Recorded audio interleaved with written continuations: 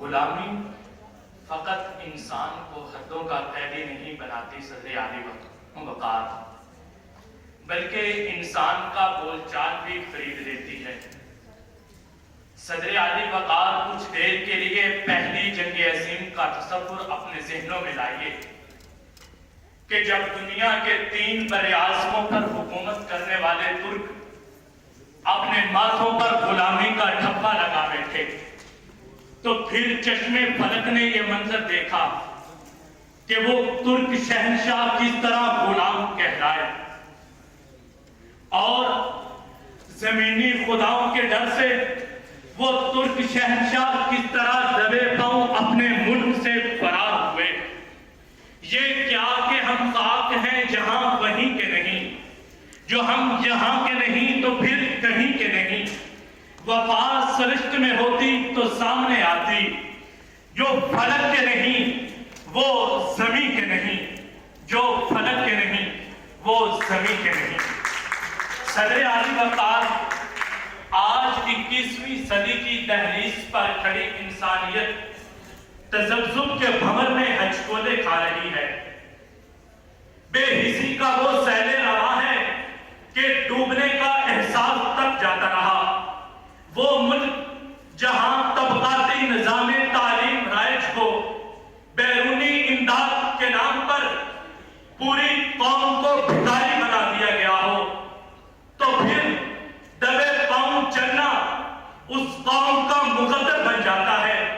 عالی وقار وہ ملک جہاں پر درسگاہوں میں ڈگریاں، عدالتوں میں انصاف اور مسجدوں میں فتوے لکھتے ہیں، اور اس ملک کے ہر محب وطن شہری کے لبوں پر یہی پکار ہے کہ قصاص خون تمنا کا مانگیے کس سے، گناہگار ہے کون اور خون بہا کیا ہے، گناہگار ہے کون اور خون بہا کیا ہے۔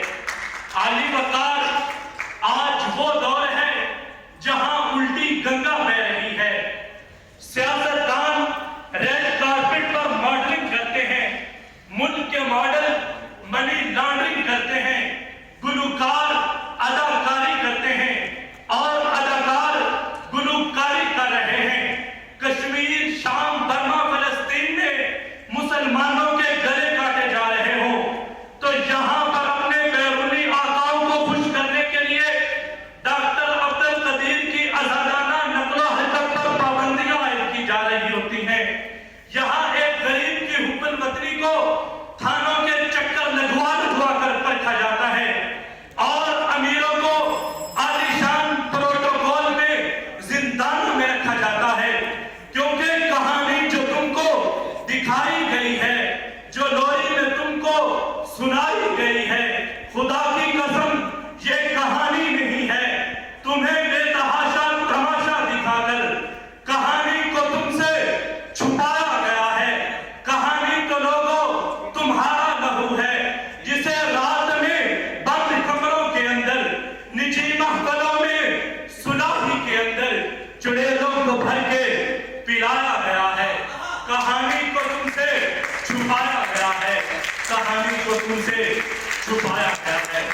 مایوسی گناہ ہے عالی وقار، لہذا مال و دولت کا دیوانہ بننے کے بجائے ہم اپنے اندر موجود صلاحیتوں کو پہچانیں، اور جو ہنر ہمارے اندر پوشیدہ ہیں ان کو استعمال کر کے ہم دنیا میں اپنا نام اس طرح روشن کر سکتے ہیں جیسے آسمان کی بلندیوں سے آفتاب و مہتاب اپنی چمک دمک دکھا رہے ہیں۔ میرے جنون کا نتیجہ ضرور نکلے گا، اسی سیاہ سمندر سے نور نکلے گا، اسی سیاہ سمندر سے نور نکلے گا۔ ہمارے اگلے مقرر ولیز احمد انیس کا